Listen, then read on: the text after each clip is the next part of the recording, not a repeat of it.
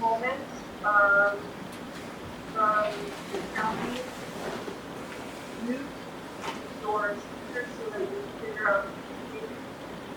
There's a lot of telephone calls, and do I have which ones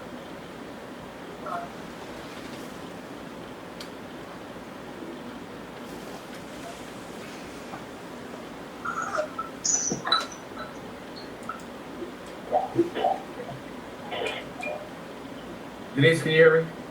I can hear you. Okay. All right.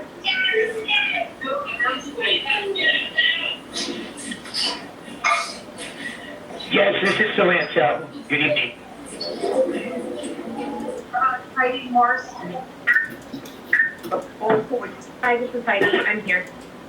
Okay. Reggie Clark.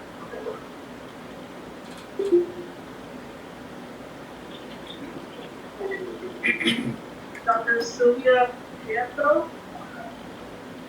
I'm here.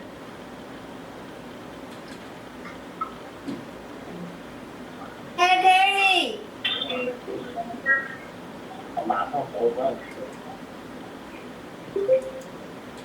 Ivan Solis.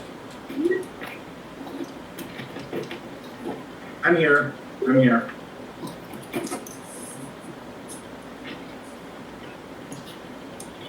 And Lauren is here. Saw her.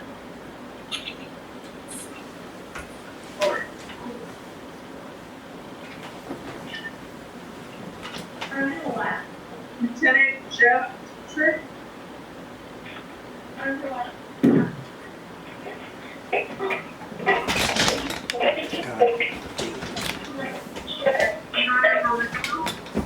Little.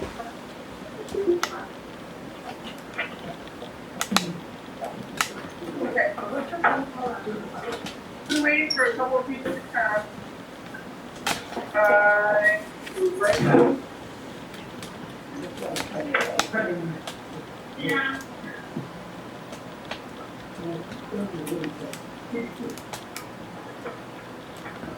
There's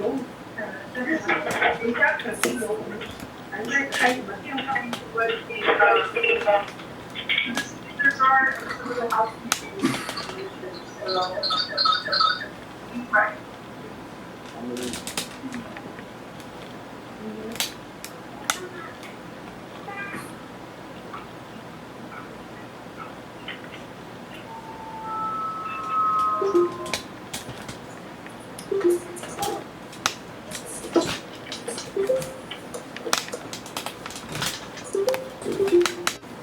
Hi, this is Tiana Murillo. I am on the line. Yep. I'm going to go ahead and go up.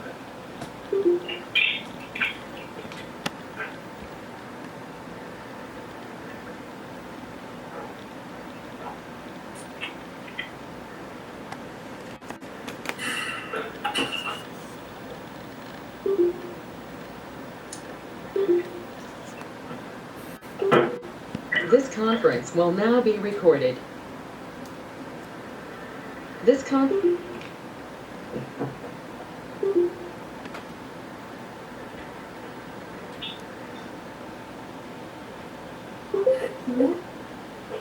Good morning. Major part hear you some of the time.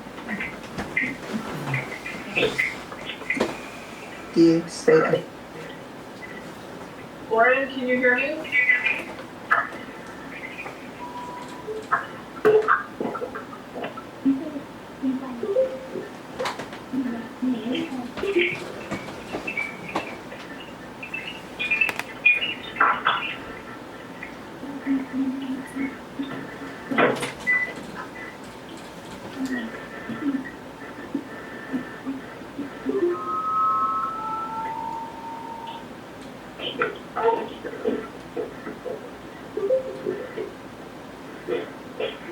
Lauren, can you hear me?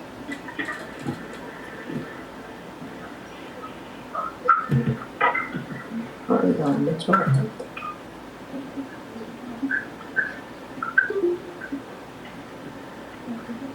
Hello, hello.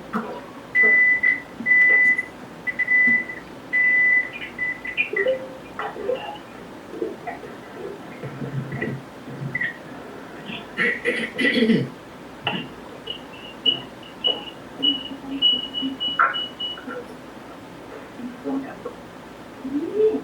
up there? Humphreys.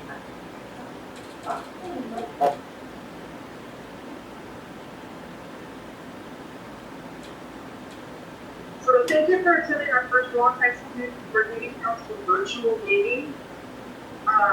Tonight, we're going to have a few housekeeping rules for everybody to would be aware of so that we can maintain the ability for everyone to hear.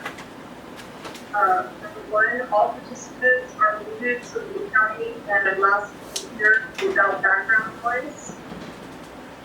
Various county representatives will be present. The representative from Los Angeles County Sheriff and other county regional health officers and program managers. We are going to present an overview to the program project review. We will present all the questions that we received, and the county will respond to their questions. After all the questions have been asked and answered, there will be an opportunity for follow-up questions and comments after. Mandarin translation is available. The conference line and access number are as follows: 1-866-434-5269. And the access code is 673-8886 outside. The translation will be concurrent with this particular program.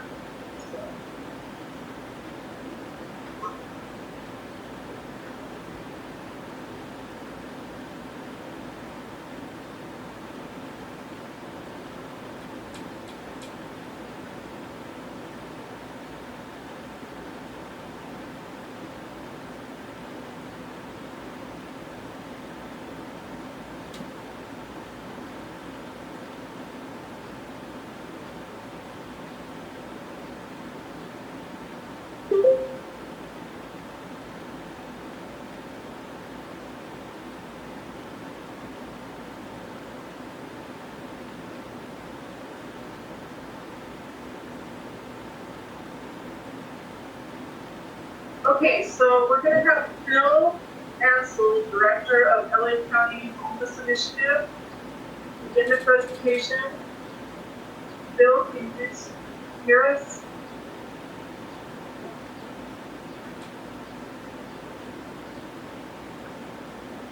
For joining us for tonight's call. I'm going to provide a brief overview of Project Room Key and the countywide effort, and then I'm going to turn it over to Heidi Marston, the Executive Director of the Los Angeles Homeless Services Authority, to talk more specifically about the operations. As we all know, of course, we're living through an unprecedented crisis. And one of the central threats in this crisis is that our healthcare system will be overwhelmed by people infected with COVID-19, particularly people who need to be hospitalized.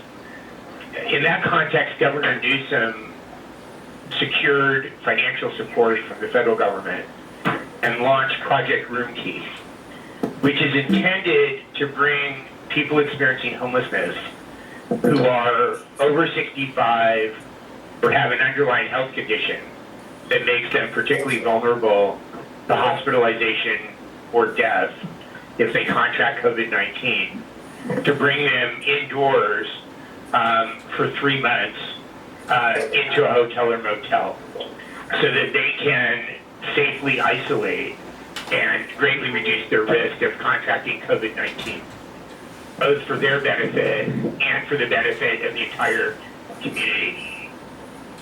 So based on that action by the governor, Los Angeles County has actively embraced Project Room Key, and to date has executed an agreement with 28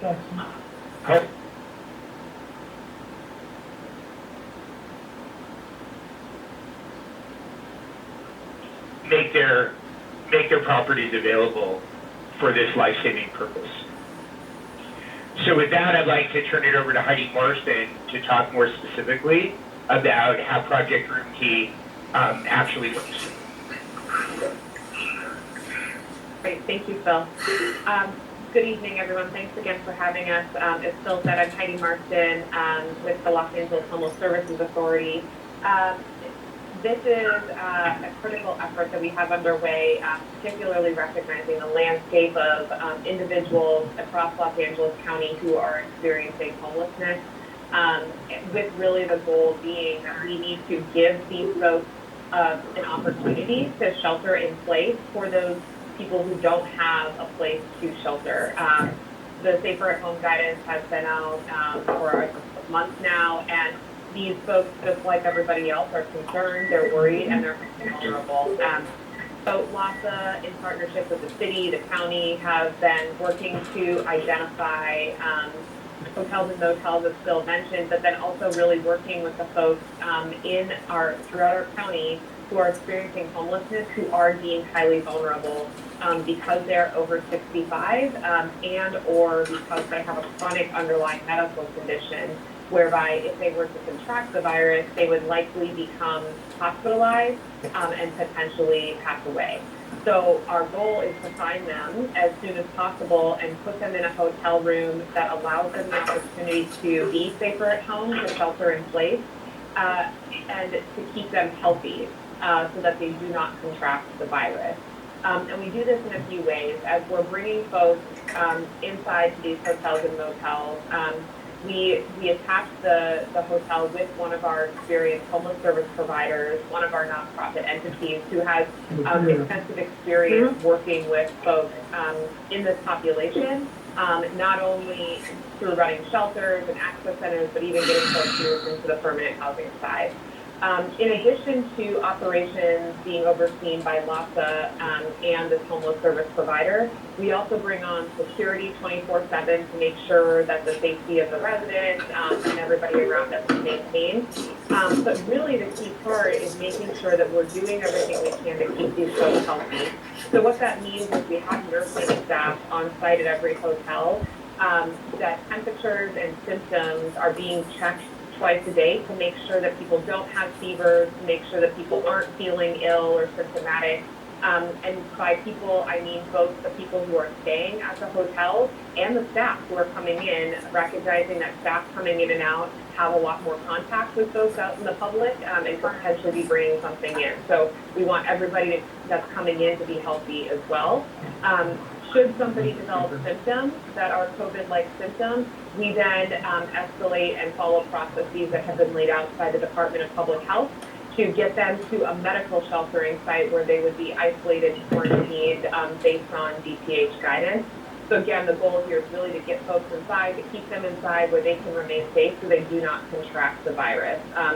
This goes so far to even deliver 3 meals a day to every person at their door. So again, we're minimizing the need for them to leave and really be able to protect themselves and others during this trying time. The last thing that I'll add on this is there's been a lot of questions, very fairly, and something that LASA is really focused on is what happens after. We have these hotels, as I mentioned, a period of 3 months. What happens after the 3 months?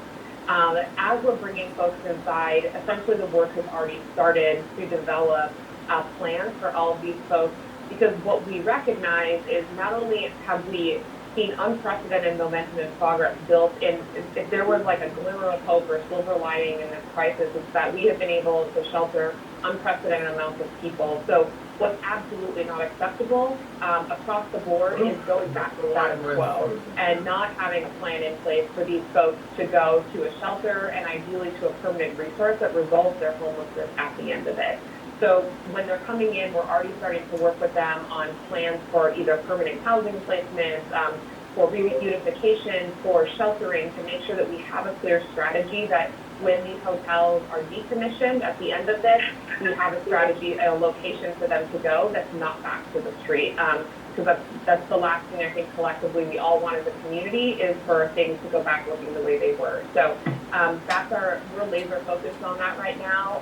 We're working to bring on new resources to have capacity to shelter these folks and house them. and really using this catalytic moment to, again, drive momentum and get more people housed than we ever have, because we truly do have this moment in time where we have resources, we have the desire, we have the willingness, we have the people, so we just need to make it happen. So that's a core focus of FOSTA currently.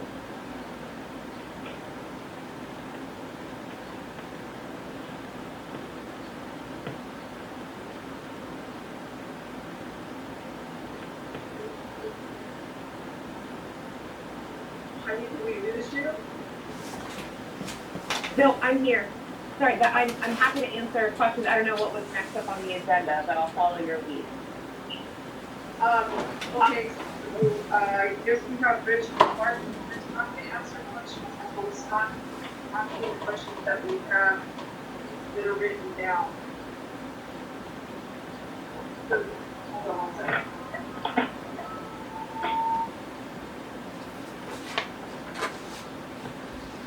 Lauren, can you hear us? Yes, who are you talking to? Roy Humphreys? Now?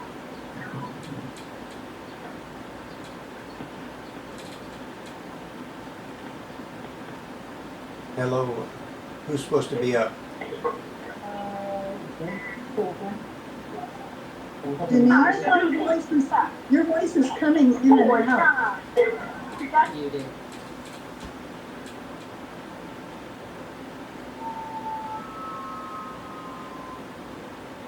Unmuted.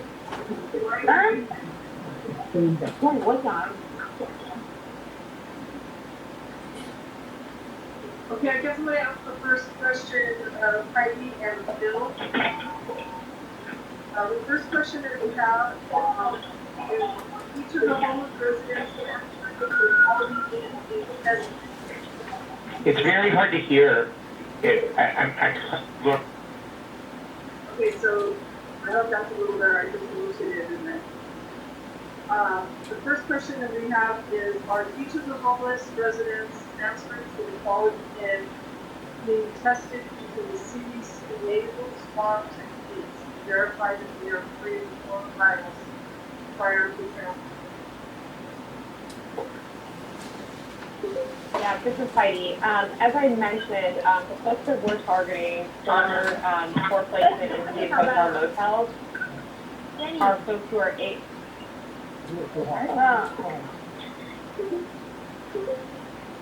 we are prioritizing folks who are asymptomatic and who are not sick. So we do not test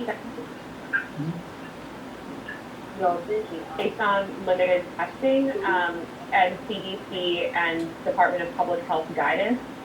What we do is monitor symptoms. We monitor symptoms to ensure that folks are staying healthy, that they're not contracting a fever, that they're not exhibiting any symptoms of COVID-19. And if they do, we then follow the DCH protocols for testing and medical sheltering. So, are you doing one or are you doing some of that more? I'm sorry, it is very hard to hear you. I think you. Hold on. If you're not presenting tonight, so that we can hear everybody.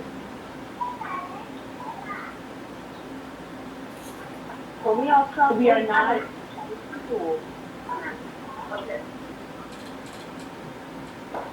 We are not conducting testing via nasal swab or any other way prior to admission, because again, these are targeted for folks who are not sick. If they were to go to a medical shelter or isolation quarantine, that's where tests are administered based on CDC and DPH guidance.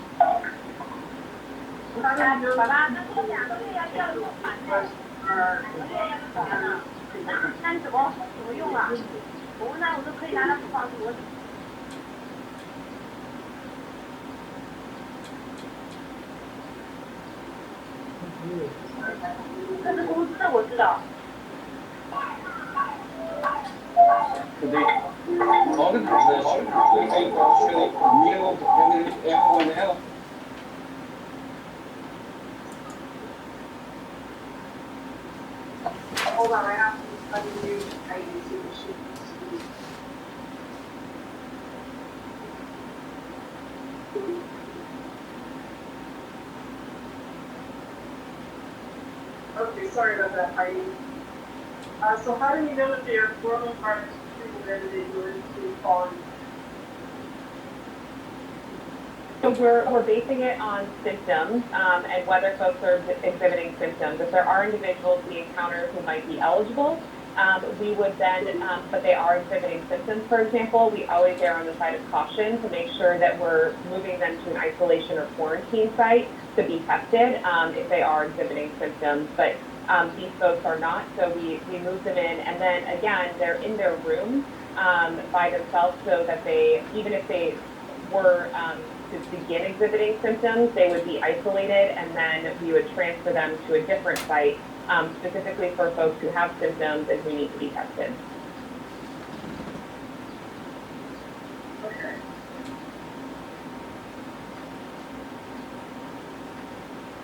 So there's no way for you to know whether or not they have coronavirus because you have No, if folks are asymptomatic, unfortunately, we just don't have the testing capacity to test everybody, so we base our procedures on recommendations from CDC as well as Department of Public Health. And that's part of the reason we monitor, and when I say we monitor symptoms, we monitor multiple times a day, every day. So at least twice a day, if not more, we're checking in with folks to see if they're experiencing any symptoms. Okay, question number 2. What cities within the swamp-free area have hotels that are participating in the Room Key program? How many of the homeless are being housed?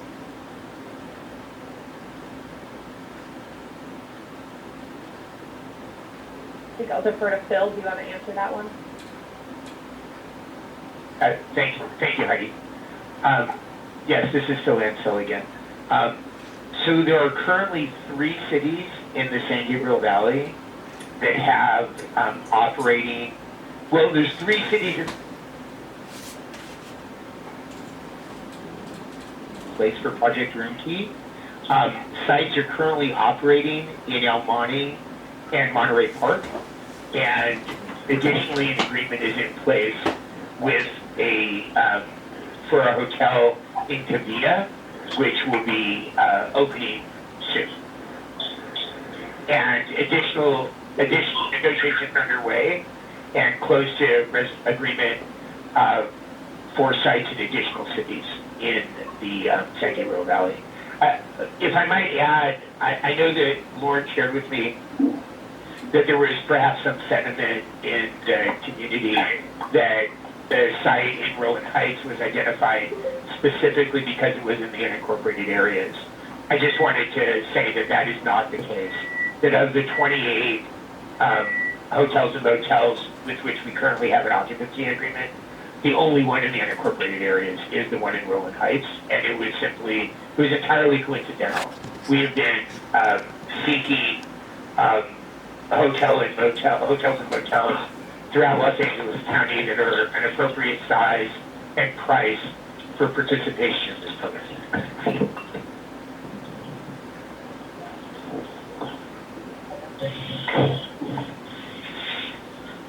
Okay.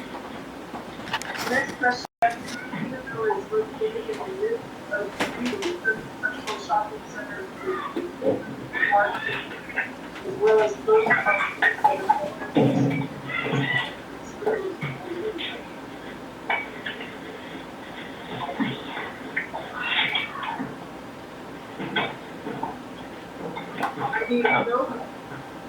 Yeah, sure, I can answer. So as I mentioned, we have been negotiating with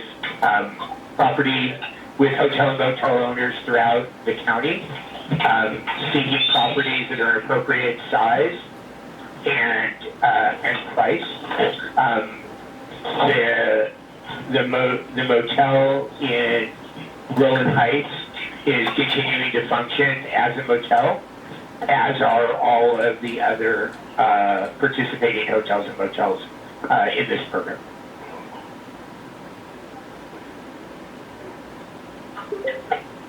Okay, what specific type of testing for screening homeless persons prior to the admission of this person?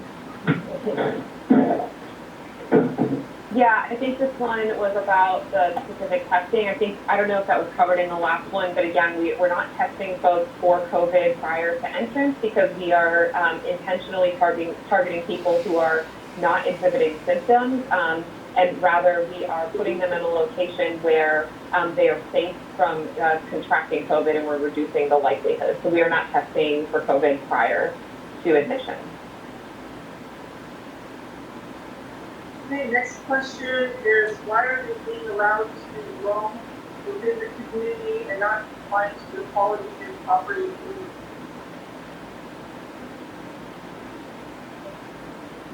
This is Heidi. So there are hours that folks are, we can't lock people in their rooms, and of course people are needing to do things, but some people still have appointments and things like that. There are curfew hours in play, primarily because of the hours of nursing on site. So we want to ensure that anybody who's coming back into the hotel to come back in for the night before they go to their room is again being screened for any symptoms to make sure that nothing is being brought in with them from a COVID-19 perspective. So we do encourage folks and remind everybody that just like all of us, this is a safer at home ordinance that we're all under right now, and we're all trying to respect that and honor that. Sometimes it's a little bit tough, but generally speaking, folks are adhering to that and are free to leave, although they are encouraged to stay and remain isolated for their own safety. Okay, the next question I have is, what specific method will county use to relocate the homeless back to their place of origin after 3 months as projected by county?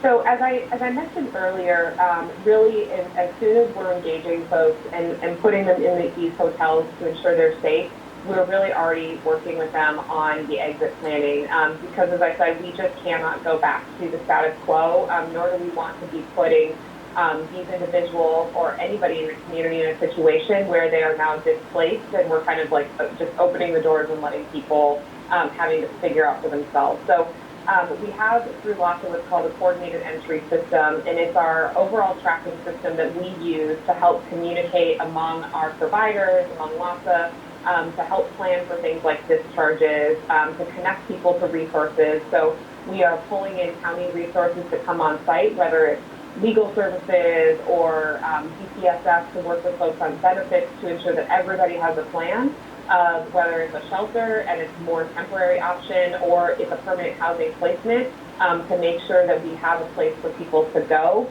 I cannot emphasize that enough and how, again, laser focused LASA and the county are on ensuring this happens. It's a missed opportunity, frankly, if we don't, because we have such a great moment right now to engage with everybody and really give them the resources that they need. And these folks want to move on. They want to move to permanent housing. They want their homelessness to be resolved. So we want to do everything we can to facilitate that. So we're using our existing infrastructure that we've built to make sure that's happening, in addition to individualized case management that each of these participants is receiving to make sure that we have a solid plan in place when we do have to decommission the hotels for this purpose.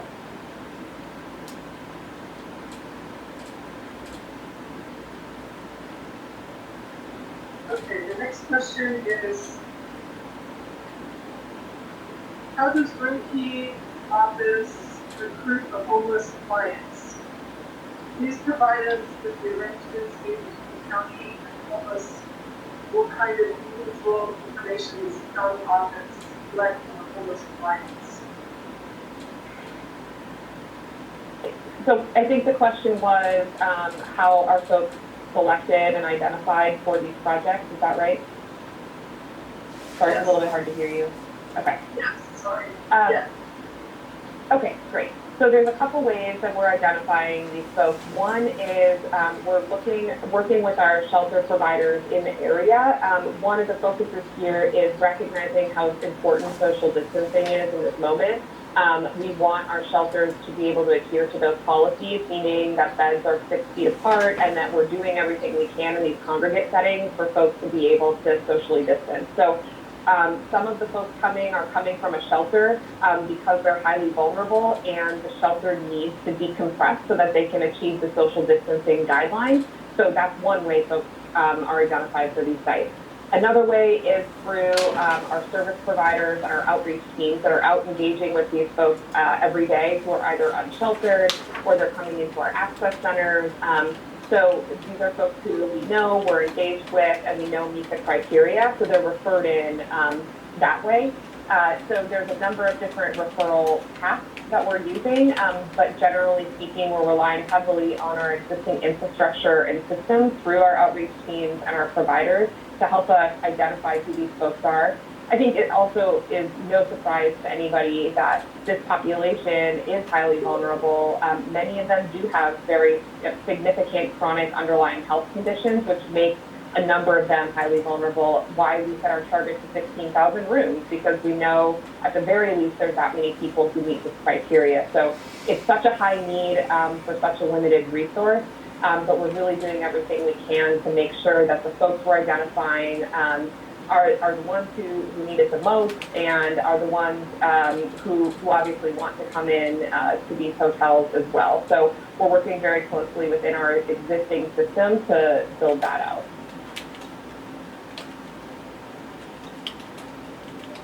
Okay, what are the rules that the clients need to follow while staying in the hotel? And what kind of consequences are there if the homeless violate those rules? Yeah, this is about asking about the rules that need to be followed. Is that the question? Yes. Okay. So there are a couple things. Obviously, everybody coming in is required to follow the rules that are in place at the hotel. So if it's a non-smoking hotel, for example, there's no smoking. So that's at the most basic level, the rules that are applied. There's also rules of behavior that we ask folks to review, make sure they understand and sign, just indicating that, you know, we treat each other in a manner that's respectful, that things like violence aren't tolerated, and we haven't had any issues with that. And then, of course, the fundamental thing, though, is making sure that folks understand the rules of the hotel, and that we are abiding by those policies so that we're being good visitors and good guests. Are they also required to keep a social distance and when they go out, are they required to wear masks or other protection? Yeah, I think that, oh, go ahead. I was just gonna say, please hold your questions until the end. If they come across that question, then we have. So you can go ahead and answer that question.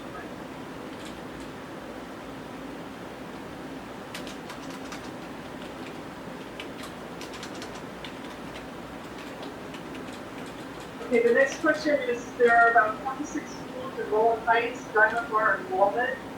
Since there are no background checks for market hours, the county is going to make sure that there are no sex offenders in the groups of people.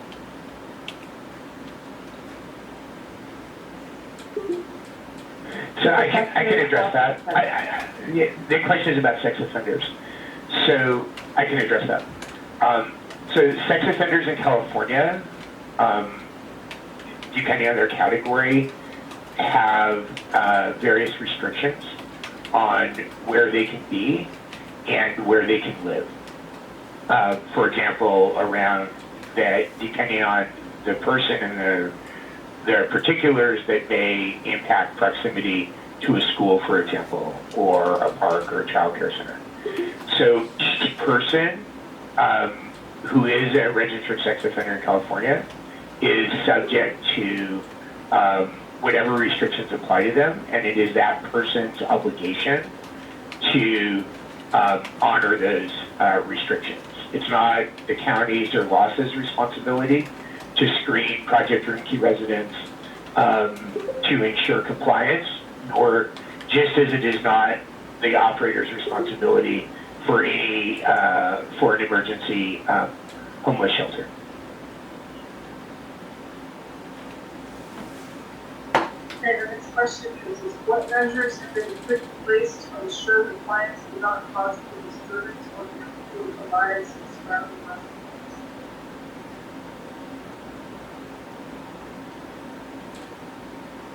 So again, the purpose of this is really to ensure we're providing these folks an opportunity to abide by the safer at home guidelines that have been put into place where without this resource, they wouldn't have the opportunity to do that. So it includes, of course, fundamentals like we need to all be respecting each other. We need to be following the rules of behavior that have been set forth not only by the program, but by the hotel and motel. And that includes the public as well and making sure that we're doing everything we can to be good neighbors. So we encourage that. This is part of the reason why we have experienced homeless service providers on site to help remind folks. As you can all imagine, you know, being in a hotel room by yourself for 30 days even, not even 90 days, could be very isolating and boredom certainly sets in. So that's why we have such the intensive wraparound services that we do to make sure that we're providing these folks options to fight the boredom I think that we're probably all feeling and kind of getting restless at home, but also imagine being, you know, there by yourself for such a long time. So it's really important that this service package is the right one and that we are working with them closely to help them be successful through this. And I think folks generally have been very appreciative and have really done a good job of abiding by the policies and guidelines that have been set forth. Question. After 3 months, will LA County purchase the hotel if they reach a price agreement with the owner?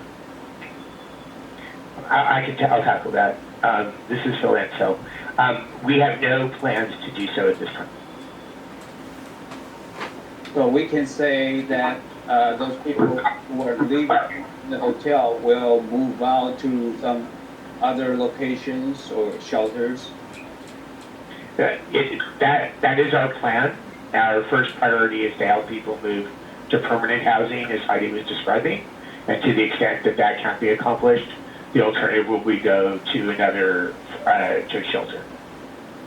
That is our current plan. That is our current plan.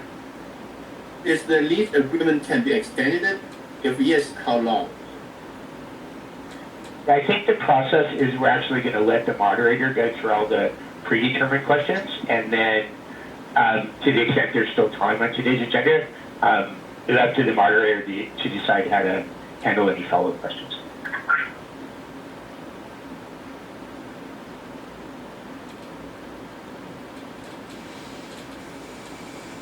I have a hypothetical question. Just suppose that the hotel owner, wants to sell the hotel to LA County. So you're saying that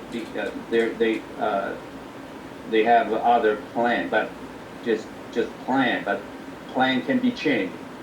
So there's we just want to make sure that there's absolutely no possibility that the hotel will be used as a shelter. So let me just reiterate what I said. The county does not have any current plan to pursue purchase of this particular motel for use on an ongoing basis for homeless shelter or housing. That said, we are in the midst of an unprecedented global emergency where the county, state, and federal government are responding in real time to this extraordinary challenge. And therefore, what I said is we do not have any current plan to pursue purchase of the motel in Rowland Heights. To pursue purchase of the motel in Rowland Heights. But you cannot say there wouldn't be a future plan. You don't have a current plan to purchase the hotel, but might have a future plan. There is no current plan, and it is not possible to exclude any possible future action. There are thousands of hotels and motels in Los Angeles County, any one of which at some point in the future could potentially be sold for another purpose. Okay, the next question I have is, Rowland Heights is one of the few areas where the epidemic is under control with very low number of cases. This achievement is a result of residents following safer and home guidelines. The arrival of homeless shelters and the presence of the clients that put our efforts into doing it. If we consider reopening our businesses in low-count areas protected and follow a systematic restart, what is your plan to keep that number down?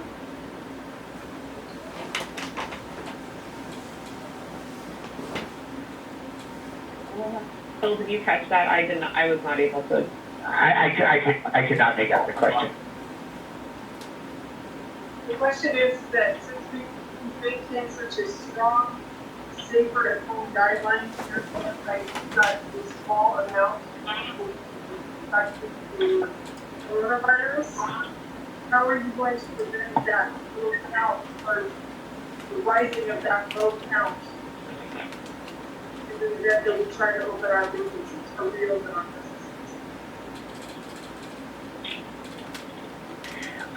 Whoever's reading the question, I'd like to suggest that perhaps if you called in on a phone line rather than go through the internet connection, that it would probably be easier to hear. Okay. We have a very low number of COVID viruses in our community. It's under 50. If we decide to open our businesses, the low count areas should be protected. Can you tell us how you're going to do that? Did you hear that one, Phil? As long, I heard it. yeah, sure. I heard it. So as long as the safer at home guidelines remain in effect, they will apply to the residents at the motel as they apply to other Los Angeles County residents.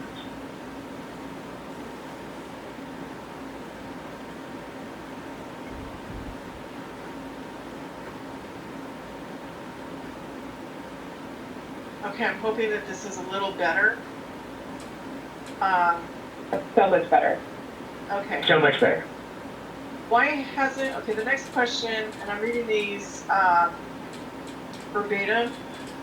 Why hasn't the county selected hotels within the areas of higher homeless population and selected in areas with less homeless population?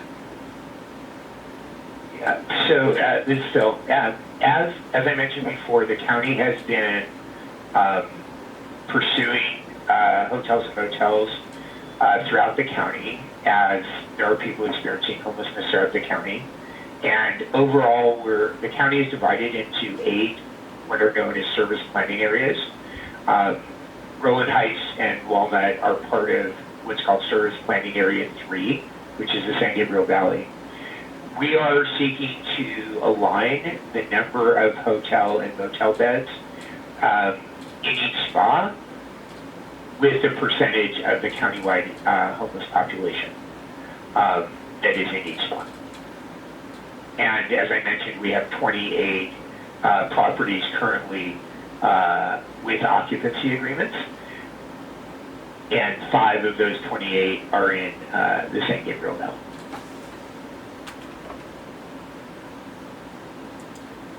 Okay. What is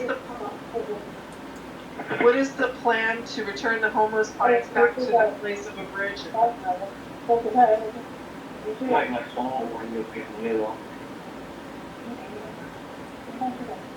Plan to return them back to their place of origin.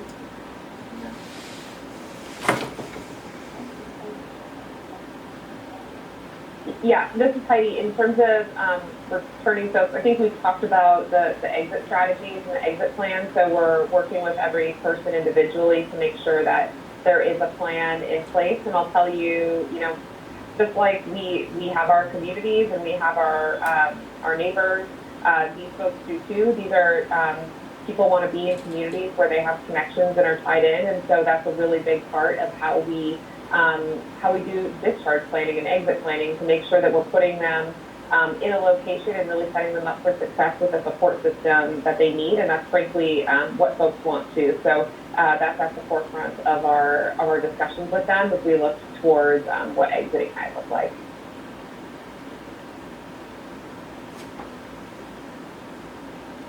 Can you give us an idea of who the people are that are staying? I'm going off script for this one question. Can you give us a general idea of what people are like that are actually being admitted into this particular hotel? Are they people that have lived on the streets? Are they people that are newly homeless? Are they people who just lost their homes? Are they people that have been staying on somebody's couch for a period of time? Can you give us an idea? I would say yes, all of the above. It's certainly a mix of folks who are either coming from shelter, some have been homeless for a longer period of time, some are more newly homeless. It really varies across the board. Generally, folks tend to be older. Given the age requirement, of course, it's not mandated that you're over the age of 65, but that does automatically qualify you. But, a lot of folks are between the ages of 55 and 65 and above, and are just highly vulnerable and sick, but not with COVID, just generally not in good health. So they also tend to be more male than female, although we do have a good mix of females experiencing homelessness as well.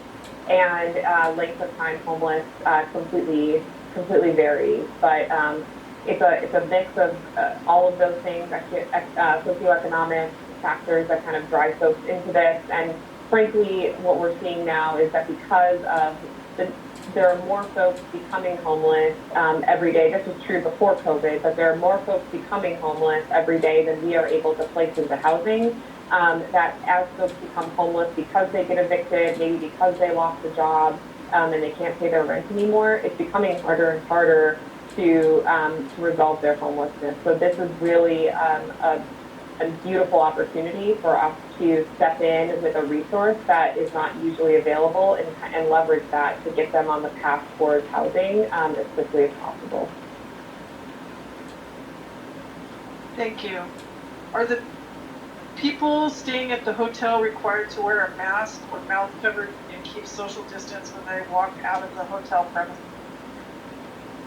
Yes, well, so we do provide masks not only to all of the residents, but to all of the staff as well to make sure that our requirements around personal protective equipment is adhered to. Social distancing is also a huge piece of this that we work towards reminding folks and enforcing. Of course, we don't have control over what folks do when they leave, but I will say, just from my own personal experience and visiting the sites and even other locations across Los Angeles, people, as I said, are scared and they are worried about their own health. So to the extent that we've been able to provide them with masks, they have been a hot commodity and people want them, they wear them. And they're adhering to social distancing. And so I think just like all of us, folks recognize that and want to make sure that they're keeping themselves and others safe in this moment.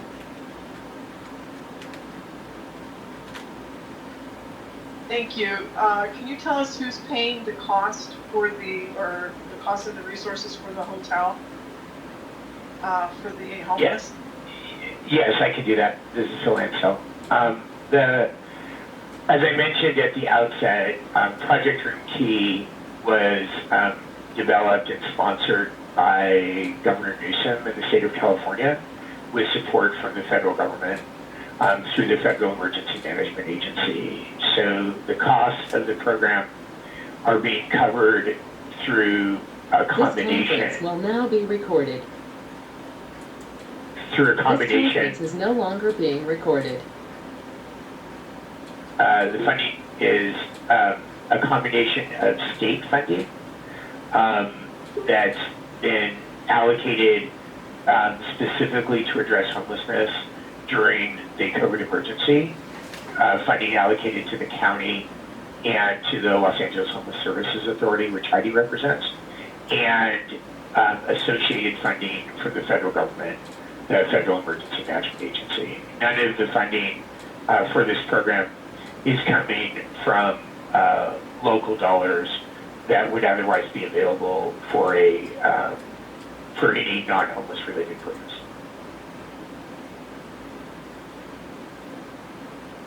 Thank you. Sorry, I'm kind of going through some of these questions and some of them are redundant, so I'm not asking the same question over and over again.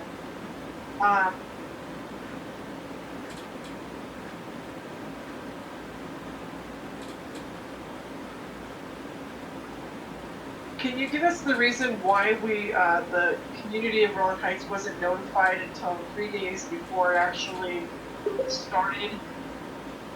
Why there was such a fast turnaround and not giving us any opportunity to discuss this with the county before it happened?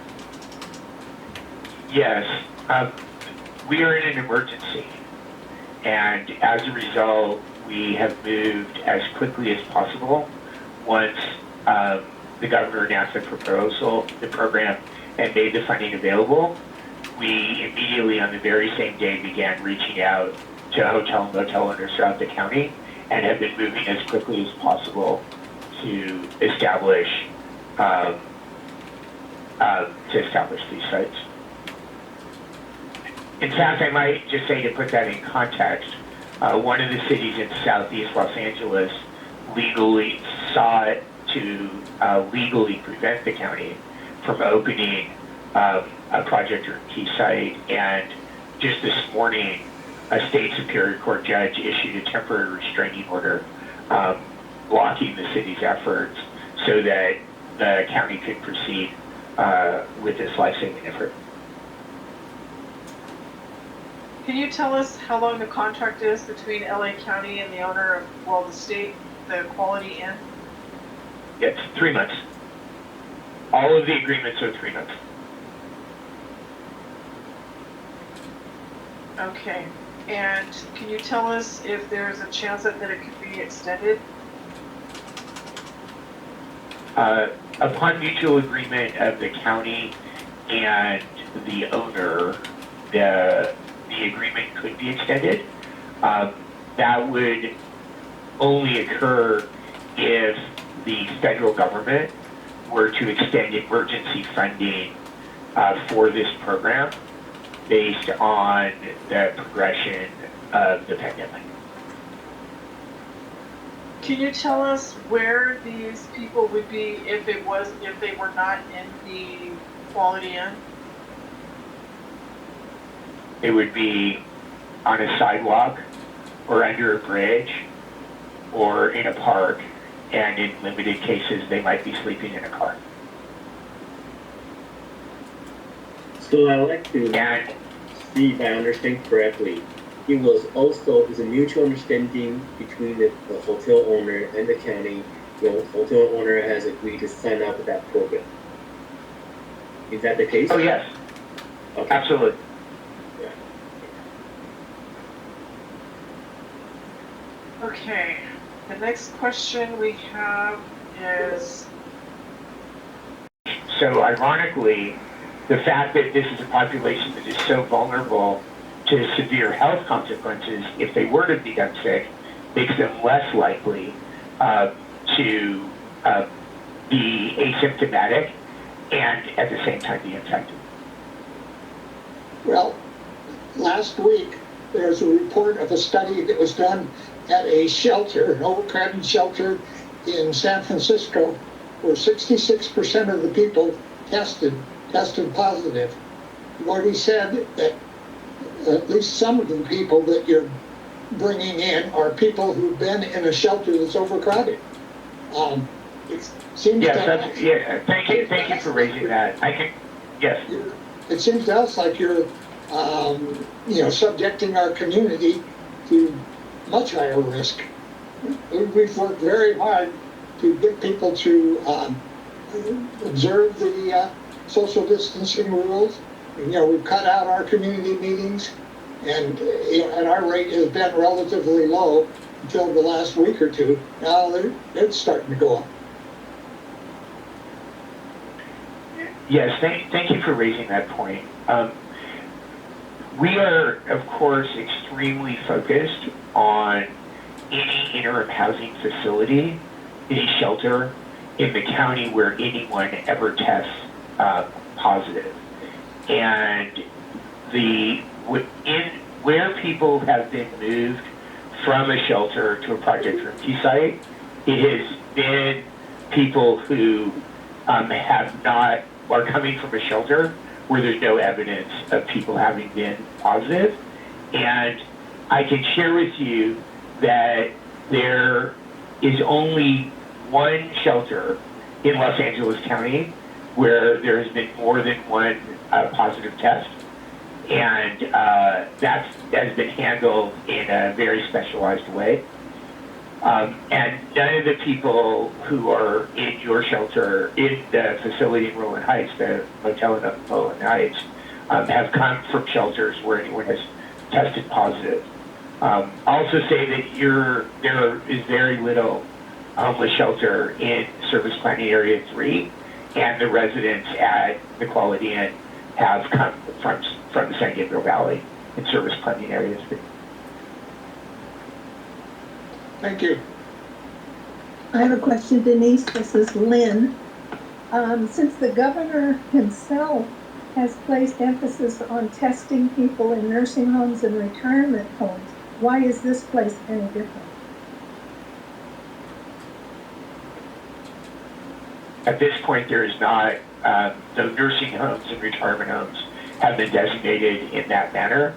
Project Roomkey sites and other emergency shelters have not been. If at any time the public health guidance from the county Department of Public Health or from the state directs routine testing in sites like the Project Roomkey hotels and motels, we will implement that to the extent that the testing supplies are available. Denise, can it be my turn? Yes, go ahead. Okay, sir. As far as the excuse for not communicating effectively with cities like Norwalk, Venus, I won't bore you with detail, is inexcusable.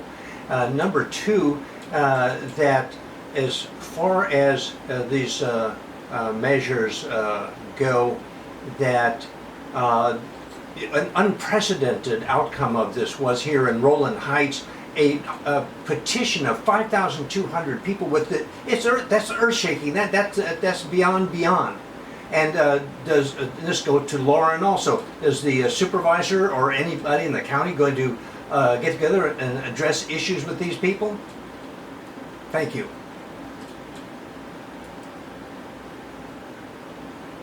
I can respond briefly to that. So thank you. The supervisor is aware that there was a petition.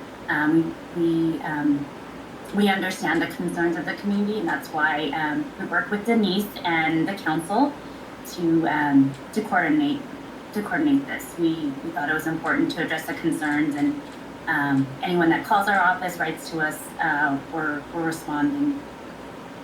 So we hear the concerns and we want to address them.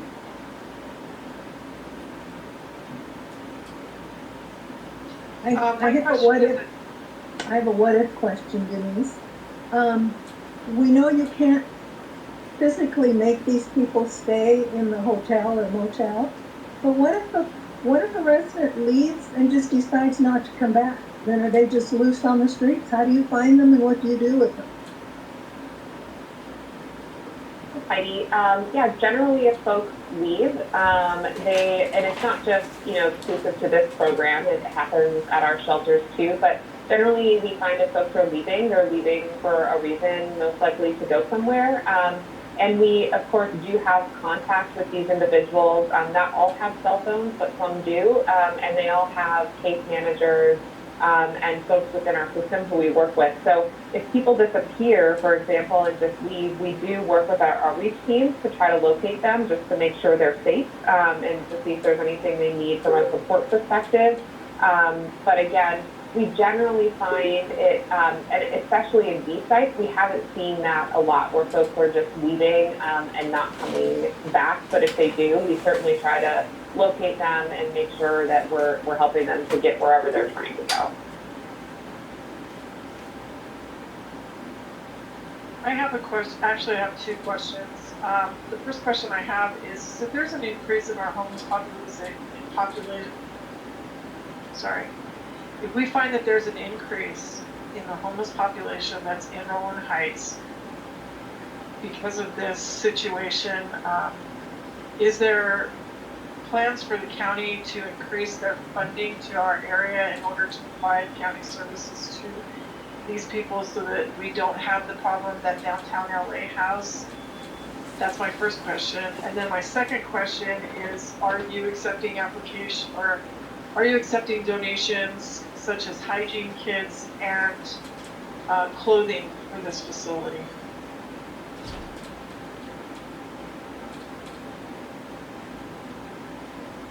I'll So have with to comment respect- on the donation piece. Absolutely, we are accepting donations. We can either accept through the United Way or even the provider on site there can accept. I know that there's folks on site who would love those opportunities. So we'd be happy to connect with you and maybe we can facilitate that. If I can get your contact, we can put you in touch with the right folks. I appreciate that offer. Thank you. And and on the first question, I want to say first that we absolutely do not expect that to happen. And secondly, the county always allocates the full range of county services and associated funding based on need in individual communities.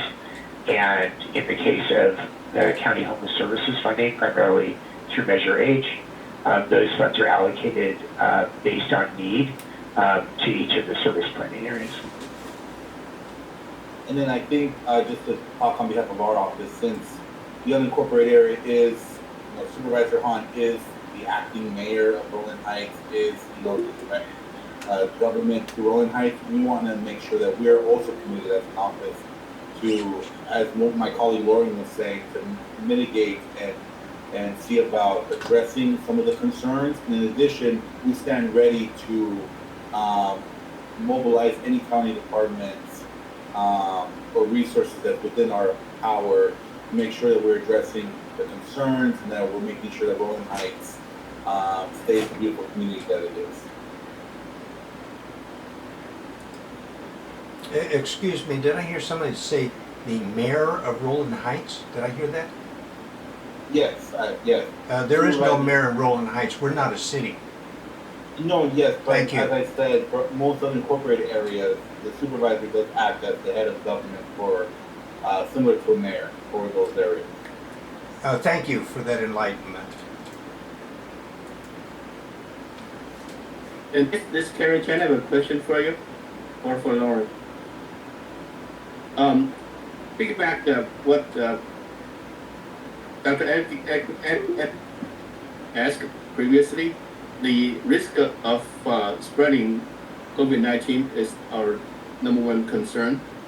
And I'm questioning about the testing your nurse perform twice a day in the hotel. I understand there are about 80 clients in the hotel, and twice a day you need to perform 160 testing. So how many new nurses and how many hours the nurse if we're doing the testing? If 8 hours a day, you need to do 180 testing. So 80, you need to do 20 testing an hour.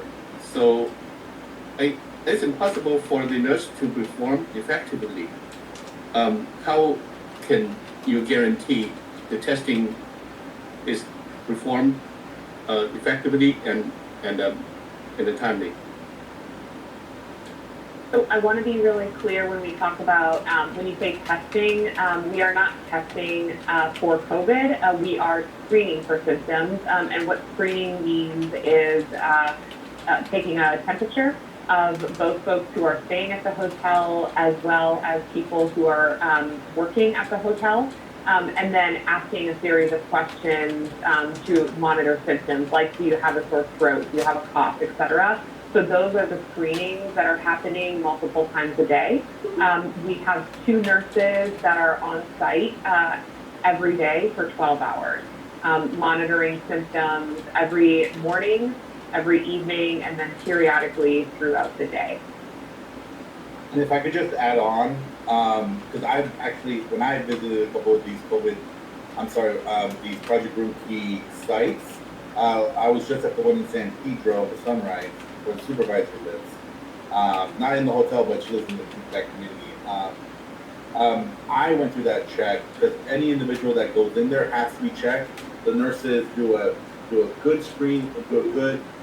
They check the temperature. They have a good log book and they document, a person's name, what their temperature was at what time.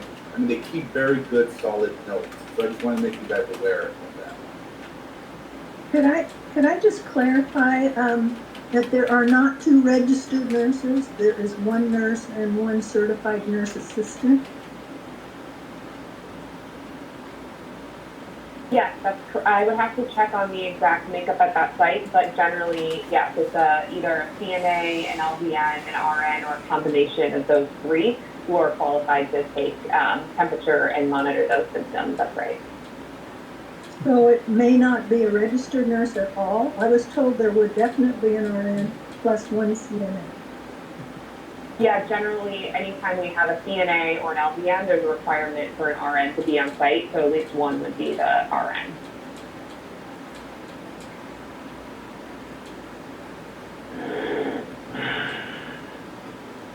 Are there any other questions?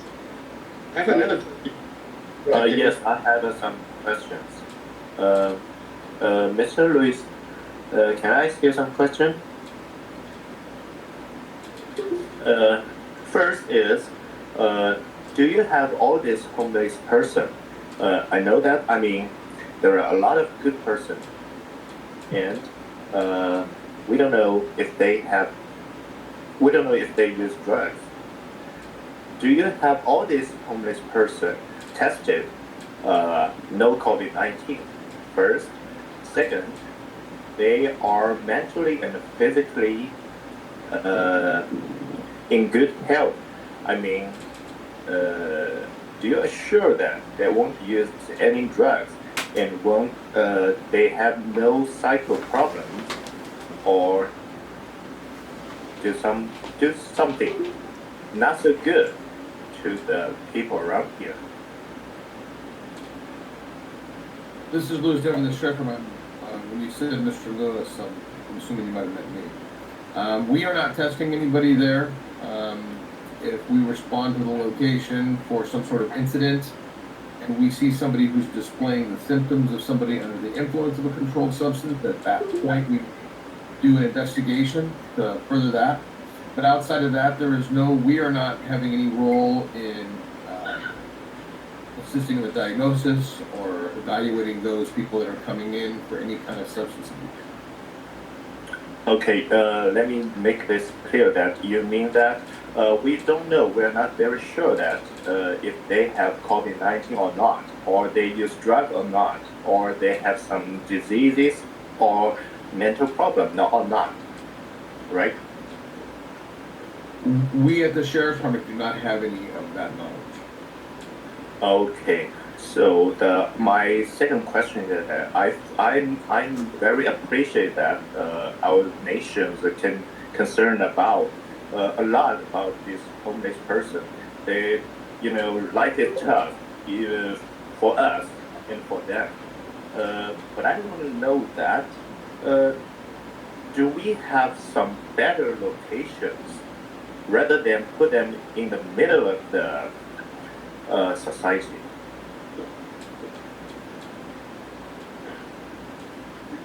No, we don't.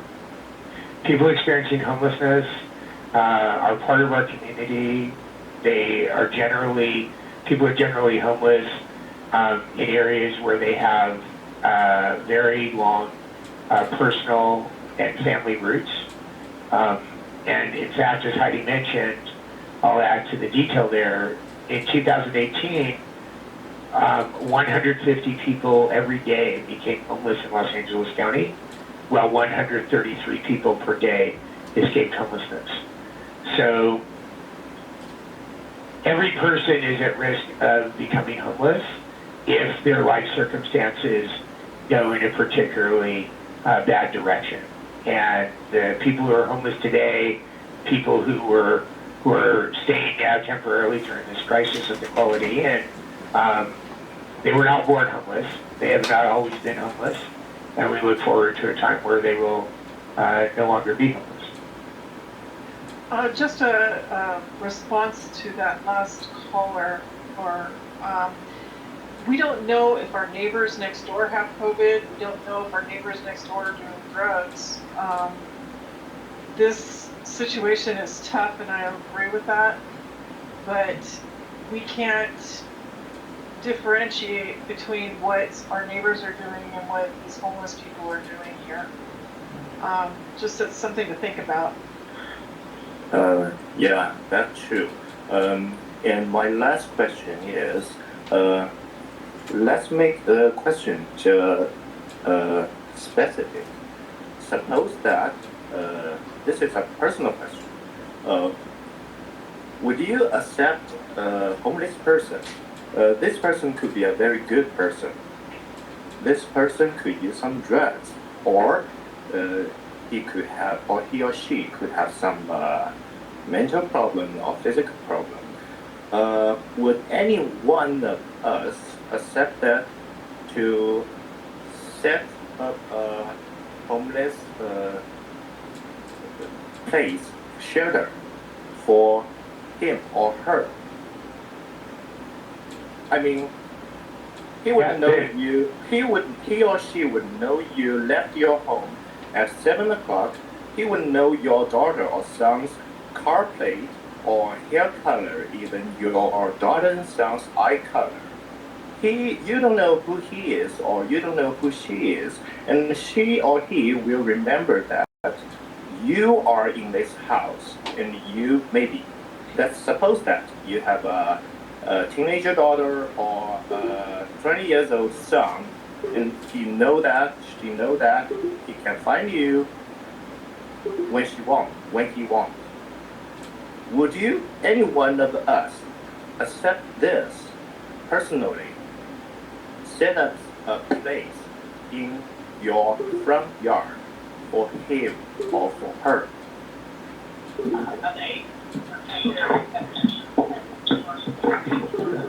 That's why it's so important that's why it protects the health of the community for members of this vulnerable population to have an opportunity to be indoors during the pandemic. The communities,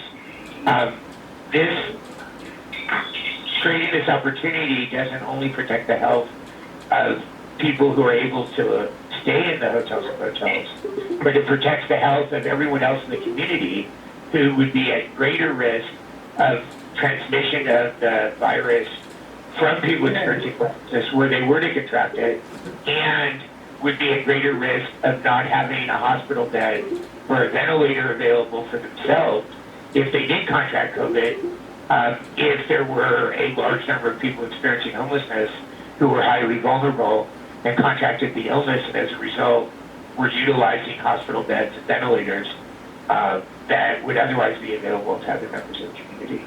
So it's precisely because of the vulnerability that it's in the community's interest, not only out of compassion for people experiencing homelessness, but for the health benefit of the entire community. I would agree with what you just said if you were taking people off of our streets and putting them in this hotel. But if you're bringing somebody from a shelter in Pasadena and putting it in this hotel without testing them, then I think you're imposing a risk on our community. So the geographic focus is starting with the immediate community, and then to the extent there's still space, then focusing on the surrounding cities. And only then, if there's still space available, are people, is the site open to elsewhere in the San Gabriel Valley?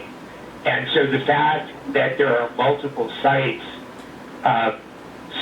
spread throughout the San Gabriel Valley makes it more possible for the site in your community to serve people on the eastern end of the San Gabriel Valley where Rowland Heights is located. Denise, I'd like to respond to your statement. Although your next door neighbor could have a myriad of problems that you don't know about, I, as a taxpayer, am not paying for them to live in their house. This place, we are paying the taxes so that these people can have a home. And none of us are against helping the homeless. We're just against not knowing whether these people have COVID or not. And you could say all day long that these people are vulnerable and they would show symptoms, but I'm going to say for every one of those you say would show symptoms, I'm telling you there are a lot that don't. No, I agree with you, Lynn. I'm just saying that, you know, if you're going to decide whether or not they can be there based on drugs or COVID, which I'm not saying they are either way, I'm just saying that you don't know if your next door neighbor's doing those things anyway. And they're right next door to you. That's all. That was the only point I was making. Denise, It's unfortunate that they were not from the start being planned on being tested. If you had, I know LA County was testing like 16,000 people a day. That was several weeks ago. I don't know what the number is now, but I'm sure you're getting testing stuff from the feds.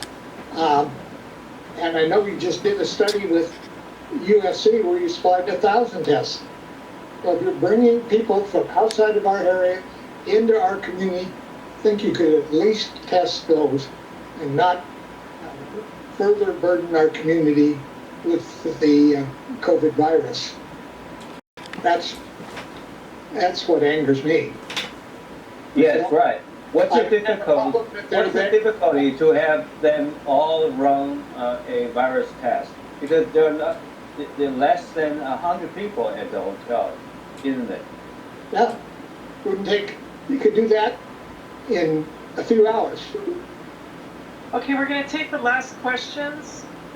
Are there any questions left? Yes, Denise, this is very quick, okay? And one thing, Kerry Chen is president of the Rowland Heights Chinese Association. He was instrumental in stopping that demonstration that was about to unfold over at the Equality, and I applaud him for that. We just didn't need that in the mix. But if those respond, like Lauren and so forth, would equally with the coordinating council send the same data and stuff over to the Rowland Heights Chinese Association, because they're the dominant ethnic group in the community and large population for our community. So please, just so both of you, we can get it all and have a uniform dissemination of information. And that's my last. I got to click off here, and nice effort there, Denise. Thank you very much. Thank you, Roy. Any other questions? Yes, I have a question. My name is Alwyn. Okay, so I've been heard that there's no background check. So how come there's no background check for all the people moving to our community? You have to understand there are 26 schools in Rowland Heights, Diamond Bar, and Guna. I don't have to mention how many children live in our community. As county considered a public estate, if you're saying try to solve the problem, my point of view is what you're doing right now is push one problem into another problem. And you say you're doing lockdown and make sure these people are not back on the street. Evidently, homeless population in Rowland Heights, Diamond Bar, and Guna have significantly increased recently. Under safer at-home law, how come these people are stay on the street? Is county going to be responsible for the situation? I think I can, on behalf of all the residents in our area, is we're not to abandon this cause at any level. Please remember, San Diego hepatitis A outbreak in 2018 was due to unsanitary living behavior among the homeless population. What does county learn from that? Any contingency plan for a county if there is a major outbreak in our area? A beautiful opportunity. We're talking about this beautiful opportunity. For past that many years, we didn't provide a lot of a beautiful opportunity try to fix this homeless issue. Unfortunately, the outcome is not a good one, and it's very ugly.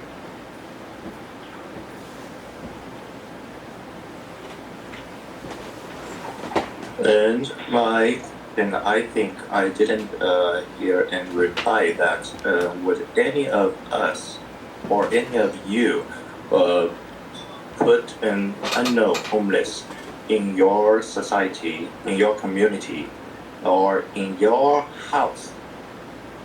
Suppose you set aside a room for them. Would any of us feel secure and to do this? If any of you think it's safe and secure, please tell me, yes, you want to do this. Yeah. So the comparison here is not to bringing an unknown person into one's own home, but people utilizing staying in a motel or hotel. And the people who are unknown to the residents of Rowland Heights stay at the Quality Inn all the time. In fact, it seems probable that most of the people who stay in the Quality Inn in Rowland Heights are unknown and led to Rowland Heights residents, as is the case for hotels, always the case for hotels and motels. And as I mentioned earlier, in fact, there is a substantially lesser risk that people experiencing homelessness who are staying at the hotel motel will be infected with COVID than if the hotel were functioning normally and people who have a broader set of social contacts were staying there. In fact, that's the reason why one of the first international responses to this pandemic was to severely limit travel across areas to try to prevent contamination. With all my respect, I think we are not talking about the Quality Inn is a drive hotel or main road hotel. We're talking about would any one of us want to put these unknown people in our own society community?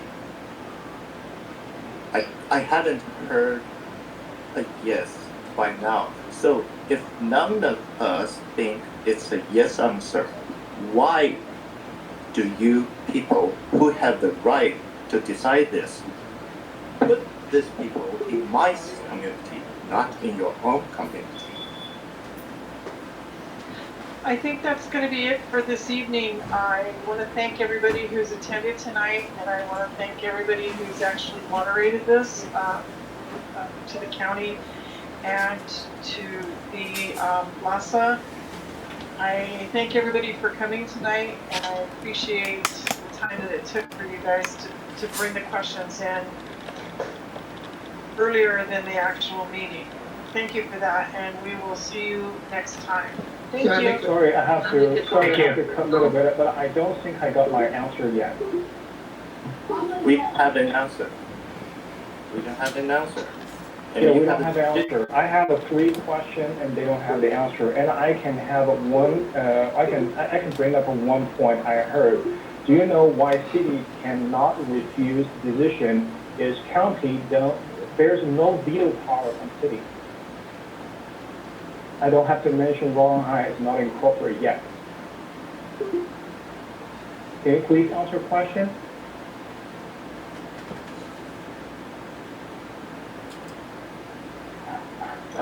Similar question to your question. Is the county executing the so-called governor's executive order to carry out this project? Yes, just please, with all my respect, please answer our question.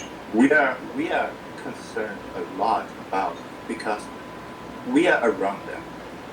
They are in our community. Just to let you know, I'm letting you know that everybody has signed off that was answering questions.